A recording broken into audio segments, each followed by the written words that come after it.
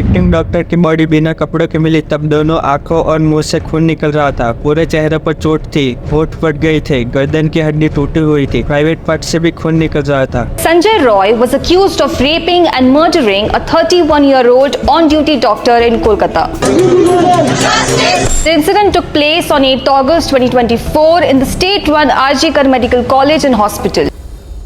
लगातार 36 घंटे की शिफ्ट करने के बाद महिला डॉक्टर कुछ समय के लिए आराम करने के लिए सेमिनार हॉल में गई। वहां पर आरोपी संजय रॉय द्वारा महिला डॉक्टर का ब्रूटली रेप किया गया और उनकी मौत हो गई। विक्टिम डॉक्टर की बॉडी मिली तब वो बिना कपड़ों की थी। आंख, मुंह, प्राइवेट पार्ट से खून निकल रहा था। बॉडी की हालत बहुत ही खराब थी। बच्ची का शरीर में कोई कपड़ा नहीं था। पैर दोनों राइट एंगल में मिला गया। राइट एंगल में एक पांव बेड के इस तरफ, एक पांव बेड के इस तरफ मिला गया। जब तक पेल्विक गर्डल नहीं टूटता है, इस तरह दो पांव को नहीं चीरा जा सकता है। चश्मे को कूटा गया, जिसके वजह से आंखों से खून निकल गया। और सबसे बड़ा जानवर मर्द ही होता है, क्योंकि जब रात को तुम बाहर निकलते हो तो तुम्हें सबसे ज्यादा डर जानवर और मर्द से ही होता है। हॉस्पिटल वालों ने विक्टिम के माँ बाप को फोन करके ये बताया कि आपकी बेटी ने सुसाइड कर लिया है। और जब महिला डॉक्टर के माँ बाप वहाँ पर पहुंचे तो उनको उनकी बेटी से मिलने नहीं दिया गया और 3 घंटे बाद उनको उनकी बेटी के पास ले जाया गया। यहाँ पर यह सवाल भी उठता है कि उसकी बॉडी जिस हालत में मिली उससे एकदम क्लियर था कि रेप केस है, तो उसे सुसाइड क्यों कहा गया। और विक्टिम के पेरेंट्स को 3 घंटे का लंबा इंतजार क्यों करवाया गया उनके बेटी से मिलने के लिए। माँ बाप हाथ जोड़ते रहे, हमें एक बार दिखाओ, हमारी बच्ची का मुंह एक बार दिखाओ। हमको नहीं दिखाया गया।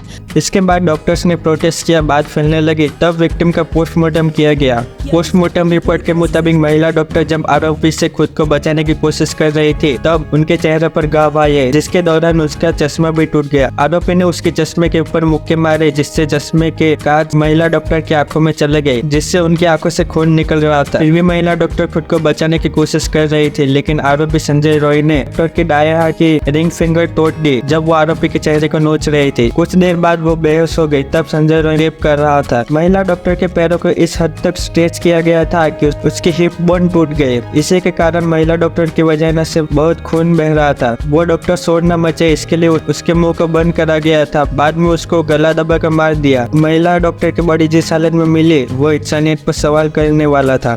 महिला डॉक्टर के शरीर पर जिस तरह के निशान मिले हैं, इससे ये काम किसी एक इंसान का नहीं लगता है। और फॉरेंसिक एक्सपर्ट ने भी जो सैंपल कलेक्ट किया है उसमें विक्टिम डॉक्टर के प्राइवेट पार्ट से काफी मात्रा में सीमन मिला है। 150 ग्राम के करीब सीमन मिला है। इतना सीमन एक से ज्यादा व्यक्ति के शामिल होने पर ही संभव है। कहना ये गलत नहीं होगा कि ये रेप नहीं, गैंग रेप है। ये केस के अंदर पहले से बहुत सारे सवाल उठ रहे हैं। जिस हालत में बॉडी मिली थी उसे देखकर कोई भी बता सकता था कि ये रेप केस है, तो उसे सुसाइड क्यों डिक्लेयर किया गया। महिला डॉक्टर के पेरेंट्स को उनकी बेटी से 3 घंटे तक क्यों मिलने नहीं दिया गया। उनको 3 घंटा खड़ा रखा और ये हाथ जोड़ती रही। माँ बाप हाथ जोड़ते रहे, हमें एक बार दिखाओ, हमारी बच्ची का मुंह एक बार दिखाओ। हमको नहीं दिखाया गया। कॉलेज प्रिंसिपल ने यह स्टेटमेंट कैसे दे दिया कि लड़की को साइक्लोनिस नाम की मेंटल इलनेस थी, जिसके कारण उसने सुसाइड कर लिया। और ये जजमेंट उन्होंने कोई भी इन्वेस्टिगेशन या ऑटोप्सी किए बिना ये जजमेंट दिया था। हॉस्पिटल के अंदर क्राइम सीन के 20 मीटर की दूरी पर रिनोवेशन चालू कर दिया गया और पुलिस पे वही बैठी थी। क्या यह सबूत मिटाया जा रहा है? The renovation work that began after the incident at an area just a few feet away from the seminar room where the doctor's body was found on Friday morning. आरोपी संजय रॉय पर पहले भी बहुत सारे आरोप लगे थे, तो उसे हॉस्पिटल में खुलेआम घूमने कैसे दिया जाता था?